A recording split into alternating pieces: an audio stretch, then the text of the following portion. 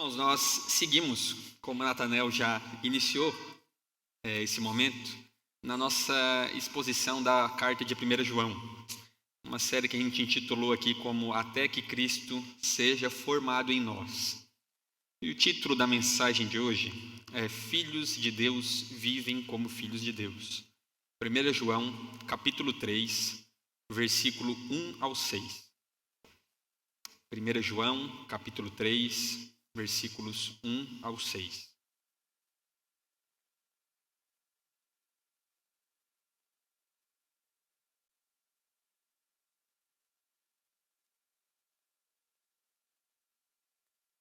Diz assim: Vejam que grande amor o Pai nos tem concedido, ao ponto de sermos chamados filhos de Deus, e de fato somos filhos de Deus. Por essa razão, o mundo não nos conhece, porque não o conheceu. Amados, agora somos filhos de Deus, mas ainda não se manifestou o que haveremos de ser. Sabemos que quando Ele se manifestar, seremos semelhantes a Ele, porque haveremos de vê-lo como Ele é. E todo o que tem essa esperança nele purifica a si mesmo, assim como Ele é puro. Todo aquele que pratica o pecado também transgride a lei, porque o pecado é a transgressão da lei. E vocês sabem que Ele se manifestou para tirar os pecados, e nele não existe pecado. Todo aquele que permanece nele não vive pecando. Todo aquele que vive pecando não o viu, nem o conheceu. Até aí. Vamos orar mais uma vez, irmãos. Senhor, obrigado, Pai. Obrigado pela Tua graça, pela Tua misericórdia. Obrigado porque podemos aqui cantar louvores ao Teu nome.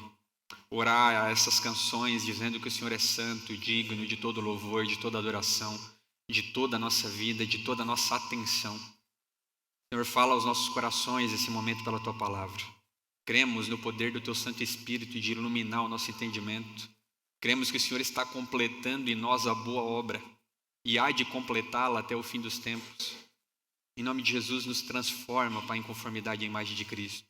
Esse é o nosso desejo, essa é a nossa oração, essa é a nossa ambição, sermos parecidos contigo. Então, esculpe as belezas de Cristo em nós por meio da Tua palavra, Pai. Esse é o nosso desejo, essa é a nossa oração essa noite, em nome do Teu Filho amado Jesus. Amém. Irmãos, diante desse texto, ele revela a identidade, e João ele está aqui, falando da identidade que temos como filhos de Deus. E a pergunta que reflete essa mensagem, e principalmente aquele tempo, e hoje continua sendo atual, é quem nós somos. A pergunta é quem eu sou. Ela está ao longo da história da humanidade, a busca por identidade, essa resposta, quem eu sou. E a nossa identidade, ao longo da nossa vida, nós estamos constantemente firmando ela, muitas vezes em coisas. Muitas vezes a nossa identidade é a nossa profissão, E tu vê aquele cara que é um médico extremamente prestigiado e se ele deixar de ser médico, acabou a vida dele. Parece que a identidade, tudo que ele é, tudo que as pessoas pensam sobre ele se resume àquela profissão. Muitas vezes a nossa identidade está fundamentada nos relacionamentos, no sucesso ou até mesmo nos fracassos. Aquela pessoa que olha às vezes para a sua história e diz, eu sou isso aí mesmo. A minha vida é isso, é aquilo outro, tanta coisa aconteceu, eu sou um fracassado, um perdedor, ou talvez inúmeros pensamentos que passam a nossa mente. E hoje não é diferente, irmãos. Nós buscamos por identidade. Vivemos numa época obcecada por isso, Obcecada por encontrar a resposta disso, quem nós somos. E a gente busca na aceitação do mundo, a gente busca na admiração das pessoas, sejam em qualquer meio que nós estejamos inseridos. Eu vejo às vezes no colégio, como os adolescentes são bombardeados por essa realidade. Muitas vezes para se pertencerem a um grupo específico, fazem escolhas extremamente prejudiciais. Aquela pessoa que talvez ele está ali no meio e todo mundo, fuma aquele vapor. E daí você pensa, eu não vou ser diferente, eu sou o único que não faz isso. E você pensa, eu vou tomar essa ideia brilhante, de começar a fazer isso para se sentir aceito, para buscar pertencimento. e a identidade está totalmente atrelada àquele grupo, àquelas pessoas. Eu escutei uma vez uma triste história de um rapaz que conversava comigo e ele, num determinado momento do colégio, eles questionaram ele, né, se ele poderia ficar com um certo rapaz. E ele, na hora, ele não soube o que dizer e o rapaz convidou ele para ir no cinema. E ele foi. E a hora que chega no cinema, né, o rapaz ali tenta se aproximar dele, ele, não, eu não quero. Eu só fiquei com medo de dizer que eu não queria vir, porque eles iam me ver como talvez hétero, e ninguém pode ser hétero lá no colégio. Tem que ser bi, outro tem que ser isso, aquilo, outro. E ele ficou com receio de falar, e eles pensaram, pô, eu sou bolsonarista, machista, opressor, ista, taxista. E ele foi, mesmo sem querer estar lá. E eu fiquei impressionado, de verdade, com a história dele, assim. Porque não é apenas uma característica de não saber dizer não. É o medo da exclusão. É o medo de a identidade estar fundamentada em um certo grupo de pessoas, em ser amado, em ser aceito, em ser bem visto. E o interessante é que João, nos falando ao nosso coração da igreja, aqui nesse texto, ele vai dizer que a nossa identidade não está fundamentada naquilo que a gente faz, não está fundamentada propriamente naquilo que a gente busca aparentar ser, mas está no que Deus fez por nós. E ele falou no texto passado, né, que nós devemos permanecer na verdade que o Espírito Santo mesmo que está em nós nos conduz. Permaneçam na verdade do Evangelho até o fim. Permaneçam naquilo que vocês conheceram desde o princípio. E ele fala nesse texto o fundamento da vida cristã. Todo o fundamento da vida cristã, antes que ele possa falar, meus irmãos, busquem ser santos como ele é. Sabem, busquem lutar contra o pecado. Ele fala que nós somos filhos de Deus. A identidade nossa está completamente fundamentada nessa verdade. Filhos de Deus. O que traz uma realidade para nós de não buscar mais nas coisas ou no mundo. Fixar a nossa identidade, sim, no amor de Deus para conosco, que nos fez seus filhos por adoção. E ele observa, né, no início do versículo, vejam que grande amor o Pai nos tem concedido. É como se João dissesse para nós, parem um instante. Olhem para isso, contemplem essa realidade. Deus, ele moveu um amor extraordinário para conosco. Ele não apenas nos perdoa dos nossos pecados, ele não apenas cancelou a dívida que nós tínhamos, mas ele nos recebeu em sua própria família. E é nisso que ele deseja que fixamos os nossos olhos. Antes de compreender uma vida de santidade, antes de compreender a luta contra o pecado, antes de viver uma vida tentando conquistar o amor de Deus, infelizmente é assim que nos comportamos. Mudamos apenas o alvo da nossa busca. É entender que nós já somos amados, nós já somos aceitos e a nossa identidade é de filhos. Amém? Versículos 1 a 3 ele diz assim, vejam que grande amor o Pai nos tem concedido, ao ponto de sermos chamados filhos de Deus. E de fato somos filhos de Deus. Por essa razão o mundo não nos conhece, porque não o conheceu. Amados, agora somos filhos de Deus, mas ainda não se manifestou o que haveremos de ser. Sabemos que quando Ele se manifestar, seremos semelhantes a Ele, porque haveremos de vê-lo como Ele é. E todo o que tem essa esperança nele purifica a si mesmo, assim como Ele é puro. João, ele não começa dizendo, né? Sejam santos para serem filhos de Deus. Sabe, lutem contra o pecado ao ponto de sangrar, como Tito fala, né? Para que vocês sejam filhos amados de Deus. Ele fala, observem, vejam quão grande o amor do Pai tem nos concedido. Quão grande amor é esse que o Pai concede a nós. Esse vejam, ele carrega um sentido aqui de considere, contemple, admire, coloquem a sua atenção nisso. Parem por um momento e observem essa verdade. Não é apenas uma mensagem, olha irmãos, saibam que Deus ama vocês. Veja quão grande amor. Observe o que Deus fez por meio de Jesus Cristo na cruz. Observe o que é que Deus fez por nós. É como se João dissesse: maravilhem-se com isso. Sabe, a gente se impressiona com tantas coisas, né? Às vezes com uma paisagem bonita, às vezes com uma pessoa extraordinária, com um sucesso, né? Às vezes de um patrimônio. Igual esses dias eu e o Mike estavam olhando, cara, como é que esse cara chegou nessa... O Elon Musk, que loucura isso. E a gente impressionado, pasmo, ali, como é que um homem tem quase 1/3 da fortuna do mundo? É loucura. E às vezes passa despercebido o quanto deveria nos impressionar tamanho amor, o quanto nós deveríamos contemplar isso. E essa palavra, né, que é traduzida aqui, que grande, que é a palavra grega potapen, ela traz um sentido de a pessoa olhar para algo e se questionar, né? Meu Deus, de onde que veio isso? De que mundo será que veio isso? Que tipo de amor é esse? É esse tipo de contemplação, de reflexão que João está nos dizendo. Olhem para o tamanho amor de Deus e percebam que amor é esse, que ama pecadores como nós. É como se Deus dissesse: vocês percebem o que aconteceu com vocês? Vocês percebem o que Deus fez?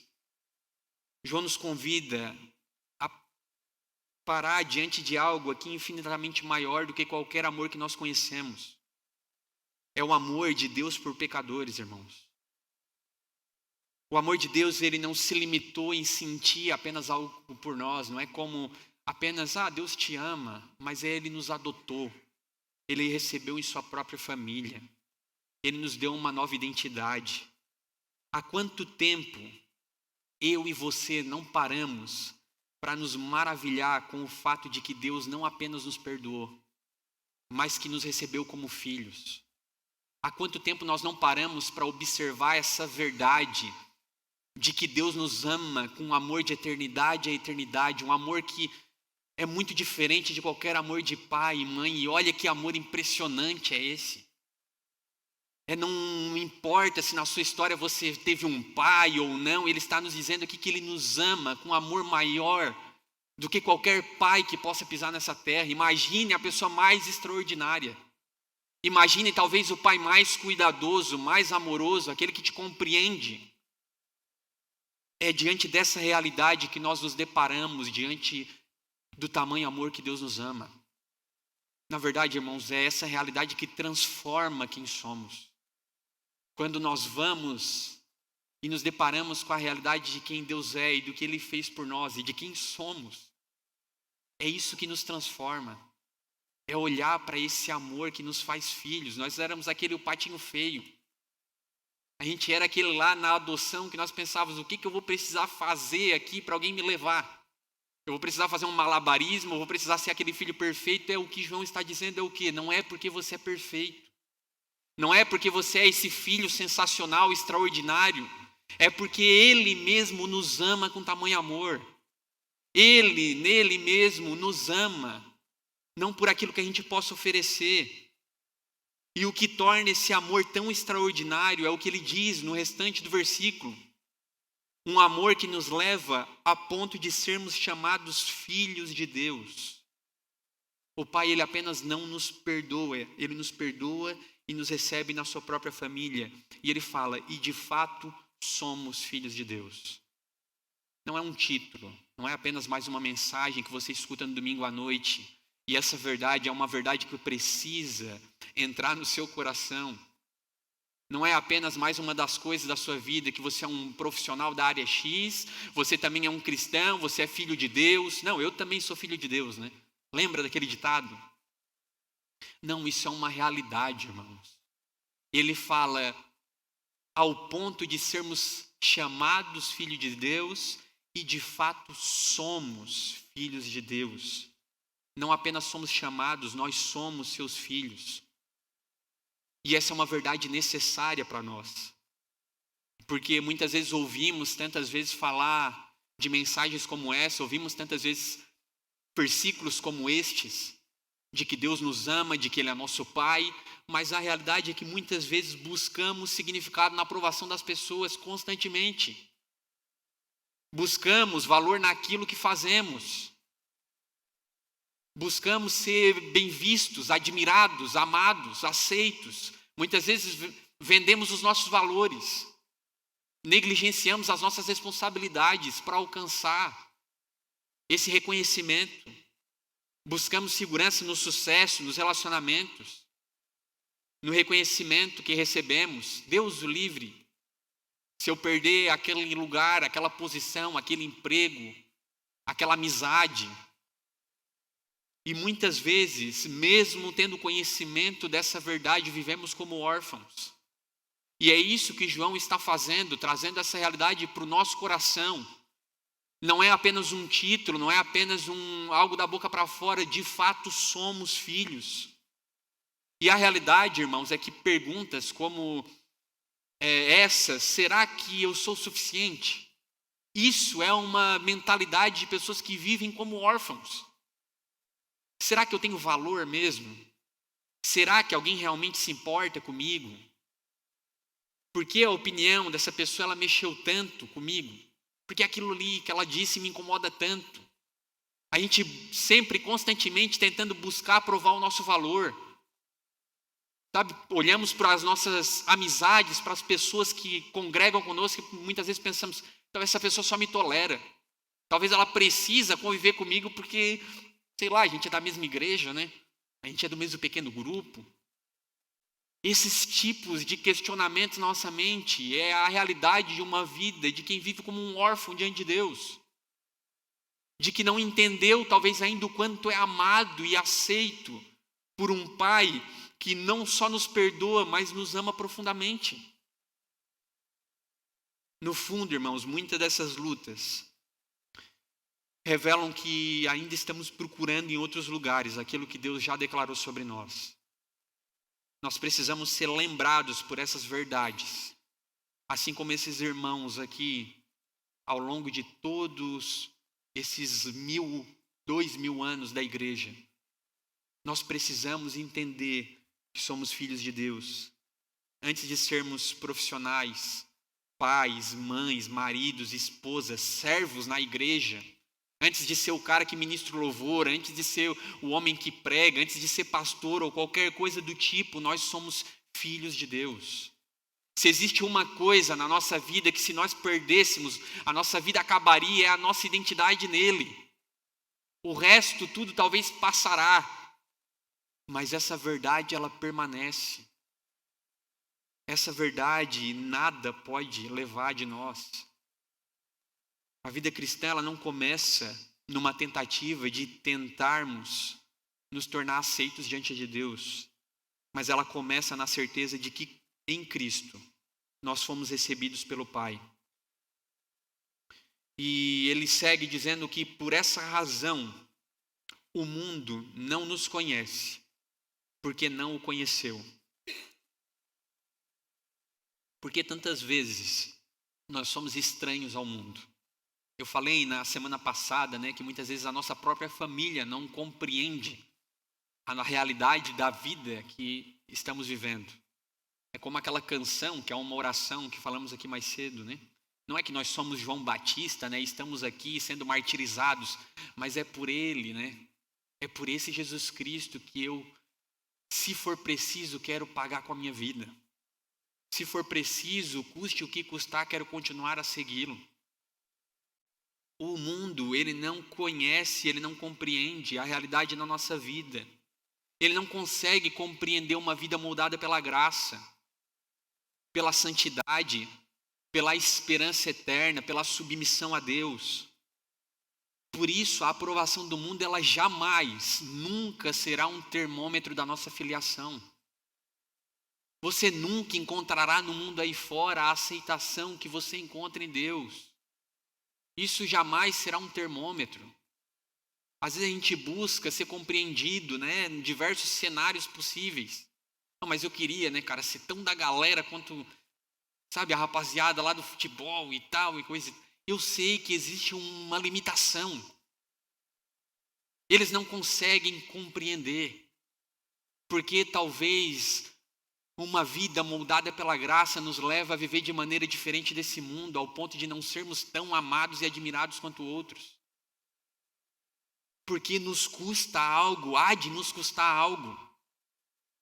Se somos discípulos deste mestre que foi perseguido, que não foi um bem visto neste mundo, o mais amado de todos, muito pelo contrário. Como nós seríamos se somos seus discípulos? Acaso somos maiores que o nosso Senhor? Então pare de buscar aceitação diante dos homens. Eles não compreenderão a vida que foi proposta a nós pela graça. Amados, agora somos filhos de Deus, mas ainda não se manifestou o que haveremos de ser. Diante dessa realidade, irmãos, não quer dizer que nós não pecamos. Diante dessa realidade não quer dizer que a nossa vida não é afetada pelo pecado. Ainda lutamos contra o pecado, ainda carregamos fraquezas, ainda sofremos, ainda passamos adversidade. Crente também fica doente.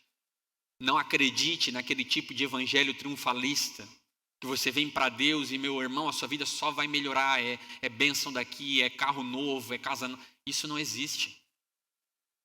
Deus, ele nos prometeu algo que é diferente desse tipo de evangelho. Acredite, ainda existe sofrimento nessa terra. Cristão fica doente, cristão perde emprego, cristão às vezes perde ente querido, existem tribulações, estamos neste mundo, vivemos neste mundo caído e nele também haverá aflições. É real. E o que ele está dizendo aqui é que mesmo que ainda sofremos, mesmo que ainda gememos neste mundo, ainda não vemos em nós toda a glória que um dia será revelada, um dia que a glória será manifestada. Não viveremos ainda aqui uma vida perfeita. A questão não é essa, se tornem perfeitos para serem amados. Nós já somos amados, por isso busque viver uma vida de acordo, mas ainda haverá pecado, não desanime. É o tipo de mensagem, né, que vem, assim, às vezes no domingo à noite quebra a gente por inteiro. E tu pensa, cara, eu não sei nem se eu sou crente, eu não sei nem se eu sou salvo, eu sou um desgraçado. Chega na segunda-feira ali, é pecado, é aquela coisa toda. E é o que João está dizendo, ainda não chegamos lá, ainda não somos igual a Cristo. Ainda existe o pecado nas nossas vidas. Não desanimem por conta disso. Não desanime se ainda você não chegou naquele ponto. Eu queria ser cristão daquele jeito, já passou 2 anos, eu mudei um pouco. Sabe, eu me tornei mais parecido com Cristo, mas já era para eu estar lá na frente. E às vezes a gente se pega em desânimo. Às vezes a gente pensa, então, né, vou largar a mão de vez, né? Deixa o vento me levar. E o que João está dizendo é o contrário. Ele fala, sabemos que quando ele se manifestar, seremos semelhantes a ele, porque haveremos de vê-lo como ele é. E todo o que tem essa esperança, nele purifica a si mesmo, assim como ele é puro. Um dia nós haveremos de vê-lo. João está falando que um dia nós encontraremos com Jesus Cristo. Um dia nós veremos ele face a face, um dia sim. De fato, nós seremos como ele é, semelhantes a ele. Um dia não haverá mais o pecado que está em nós, um dia não haverá mais a inveja que está em nós. Um dia não haverá mais o orgulho, o egoísmo dos nossos corações. Sabe, a soberba que insiste em permanecer muitas vezes lá dentro. A cobiça e tantos outros pecados que rondam os nossos corações. Um dia o veremos, e naquele dia sim, lá teremos um corpo glorificado, venceremos todo o pecado em Jesus Cristo. E o que ele diz é todo que tem essa esperança de se encontrar com Cristo nesse dia em que tudo será pleno. Todo esse, nele purifica a si mesmo, assim como ele é puro. Por um lado, irmãos, como o pecado não deve nos desesperar, essa esperança futura, ela também não deve gerar acomodação em nós. Ela também não deve gerar aquele tipo de pensamento, né?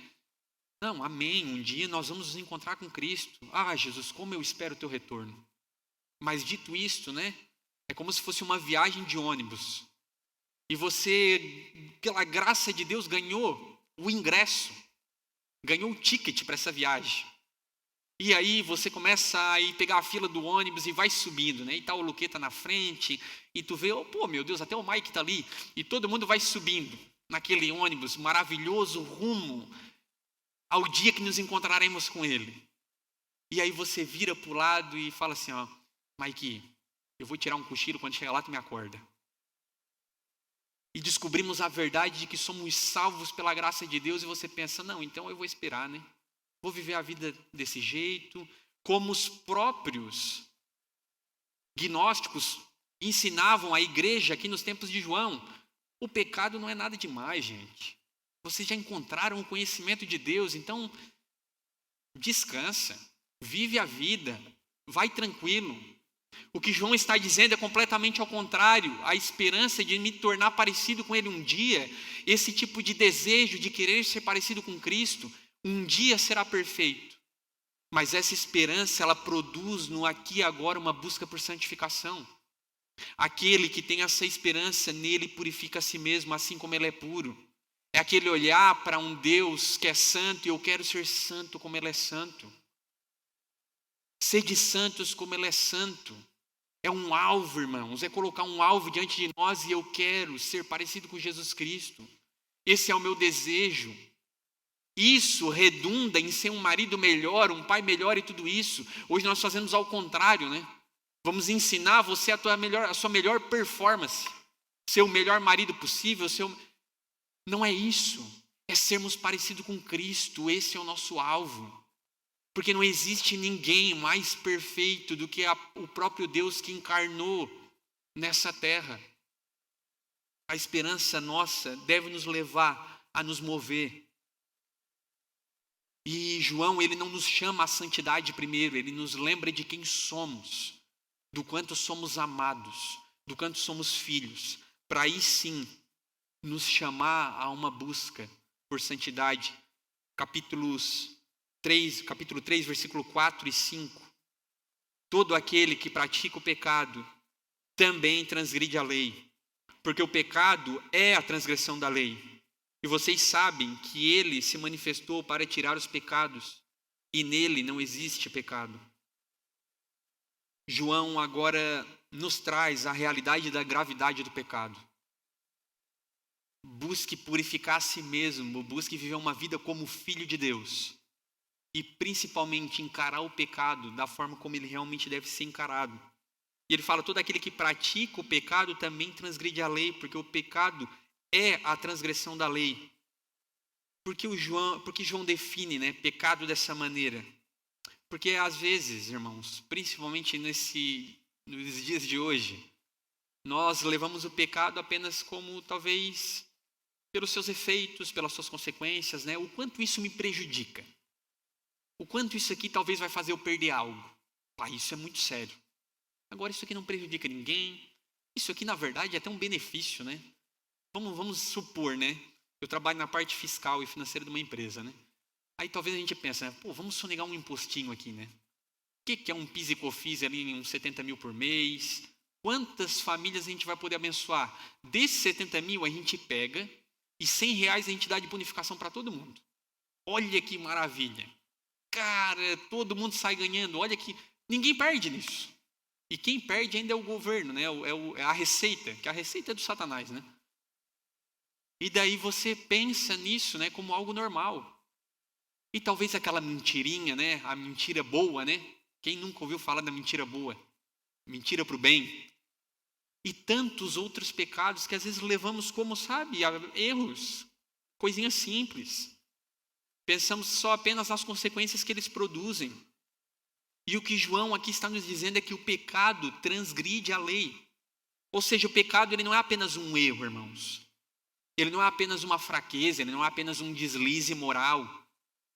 O pecado é a rejeição da vontade de Deus. Uma transgressão da lei, aquilo que ele nos aponta, uma vida como nós deveremos viver, e nós fizemos o oposto daquilo. É como se ele diz, é quando você diz para um filho, né, eu espero isso de ti, e ele faz completamente ao contrário. É o que nós fizemos. Nós transgredimos a lei, é recusar viver sob o seu governo. É como se Deus dissesse, eu tenho esse tipo de vida para ti. Eu tenho esse plano de redenção. Viva uma vida de acordo com isso.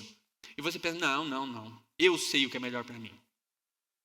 Eu sei que tu é o Deus Todo-Poderoso, eu sei que tu sabe de todas as coisas, tu é o único no universo que vê o mosaico inteiro. Mas eu sei o que é melhor. Então eu vou fazer as minhas escolhas. Eu vou viver a vida do jeito que eu quero. Eu vou fazer os meus sonhos. E não é problema, irmão, se planejar. Não é problema ter sonhos. Desde que nós submetemos ele diante de Deus e Senhor, se for da tua vontade que isso e isso aconteça, se for da tua vontade, do teu agrado, me guia nisso, me permita viver essa realidade. E o pecado, ele é a transgressão contra a lei. E ele diz, e vocês sabem que ele se manifestou para tirar os pecados. E por que João, ele leva os nossos olhos rapidamente para Jesus Cristo? Porque a melhor forma de compreender a gravidade do pecado é olhar o que foi necessário para removê-lo. É olhar o custo necessário para remover a culpa dos nossos pecados. Então João, ele está dizendo, o pecado não é simples, irmãos. Não devemos viver uma vida compactuando com o pecado como se fosse uma vida normal. Não devemos viver uma vida no pecado de forma deliberada, como se fosse uma vida que agradasse a Deus. Porque o custo para tirar o pecado do mundo foi a morte de Jesus Cristo. É o que João está dizendo, para tirar os pecados, precisava que o Filho de Deus se manifestasse. Precisava que o próprio Deus encarnasse para pagar o pecado por nós. O custo foi alto. E todas as vezes que nós vivemos uma vida como se o pecado fosse algo simples, como se fosse algo que não ferisse o caráter de Deus, é como se nós cuspíssemos na cruz de Cristo. É como se nós disséssemos que não valeu a pena, que o preço não foi suficiente. É como se o sangue derramado naquela cruz não é o suficiente para cobrir pecados. Tirar os pecados do mundo, isso é a razão central da encarnação de Jesus Cristo. Essa era a sua missão. Jesus Cristo não veio apenas para ensinar, para realizar milagres, para oferecer um exemplo moral para nós. Ele veio para lidar com o problema que nos separava de Deus.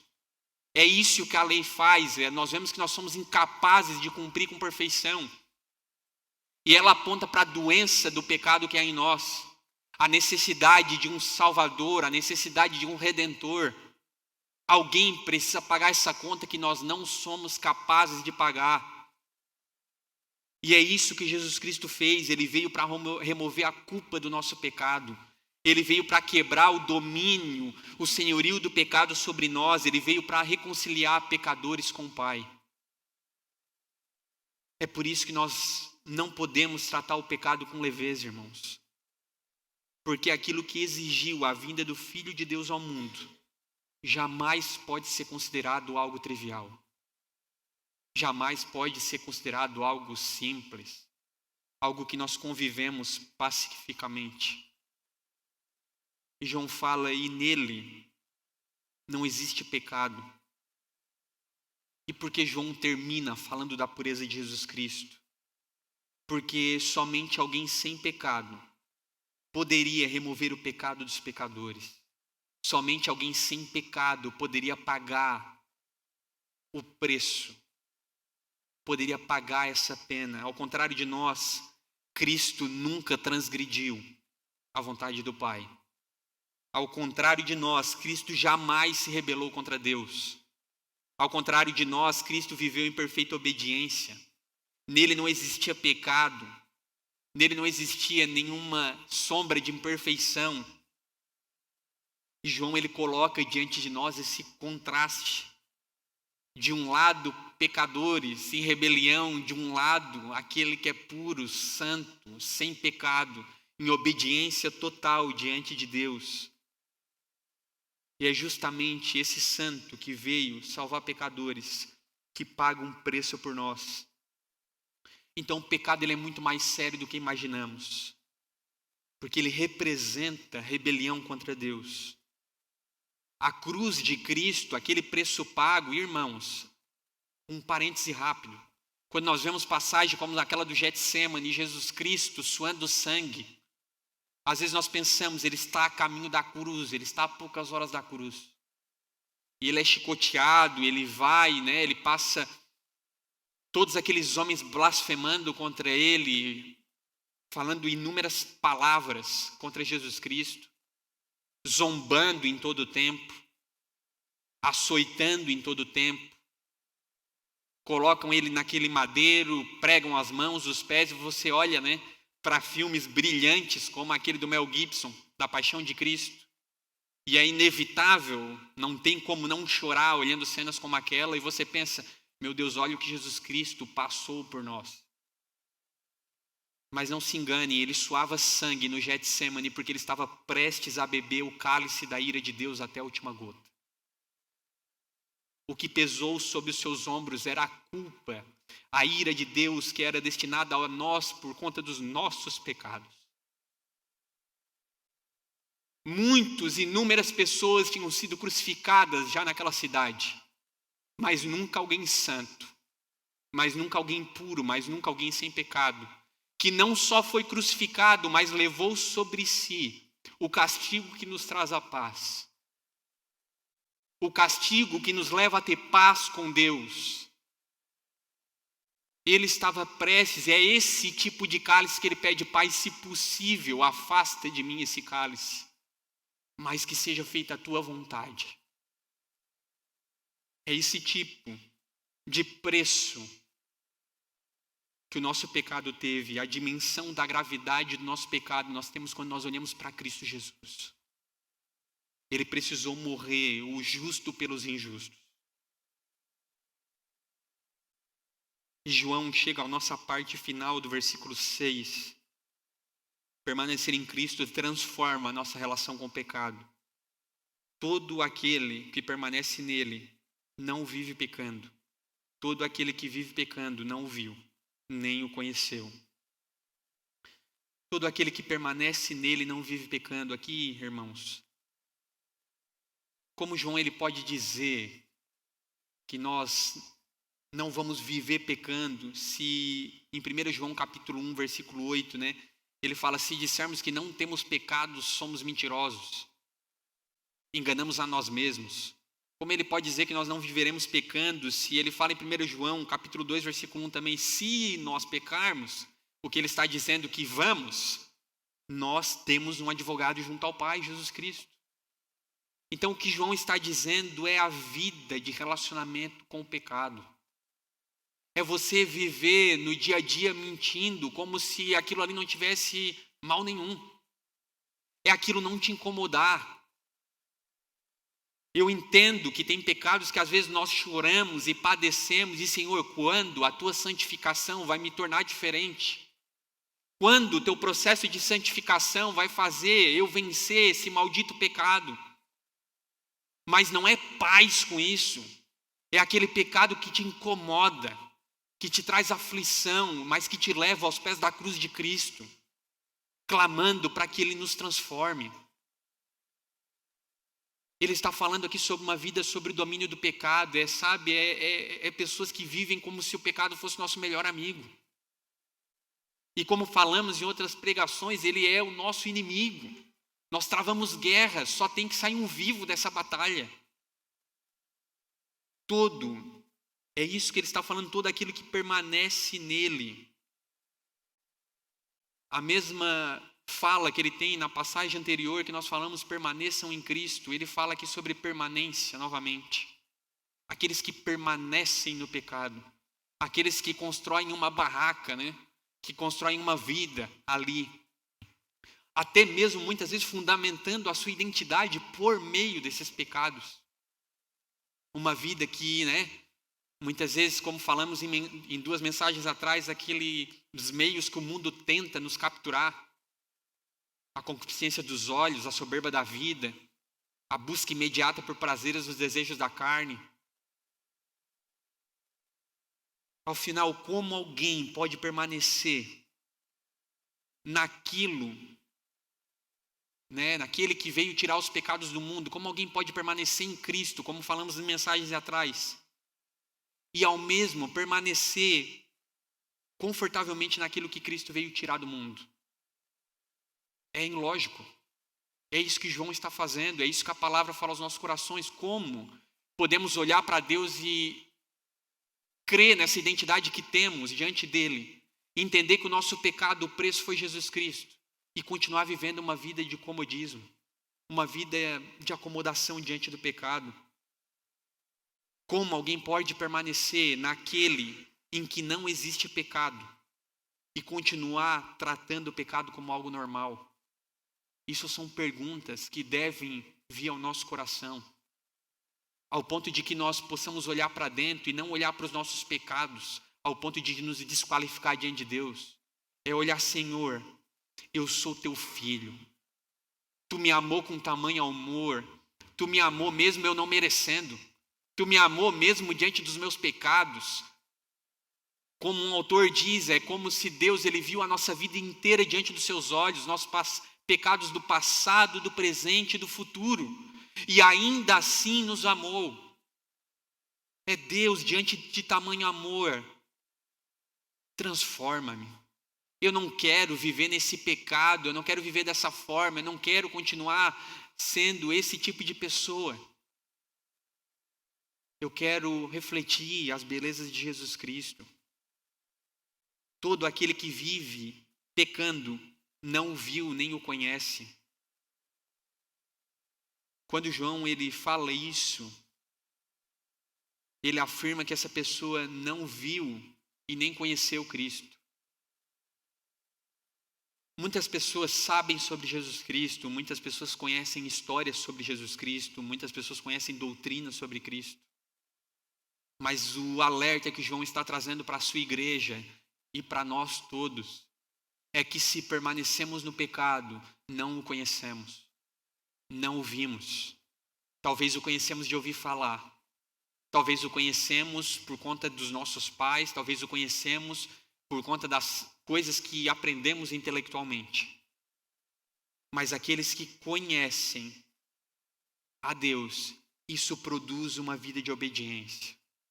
Aqueles que conhecem a Deus, isso produz amor pelos irmãos.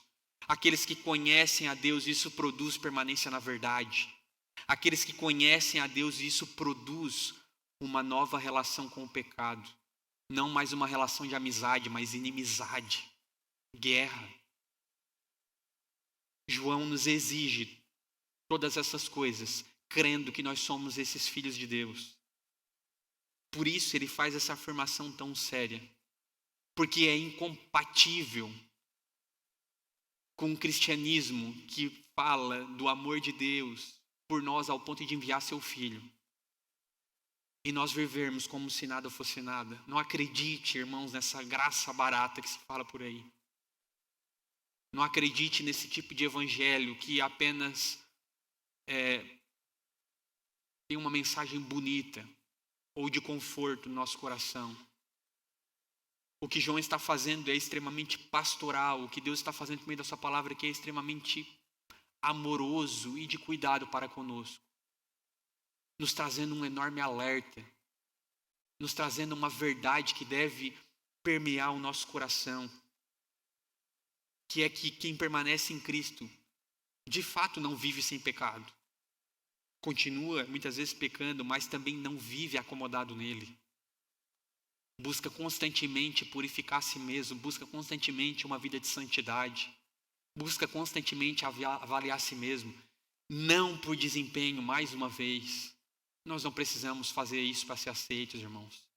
Nós já fomos amados. Vejam que grande amor o Pai nos tem concedido. Esse amor apenas não nos perdoou dos nossos pecados, mais uma vez, esse amor nos fez filhos de Deus. Essa nova identidade muda tudo. Muda a forma como nós olhamos para o futuro, muda a forma como aguardamos o dia que seremos semelhantes a Cristo Jesus. Muda a forma como olhamos para o pecado, porque Cristo veio justamente para tirá-lo.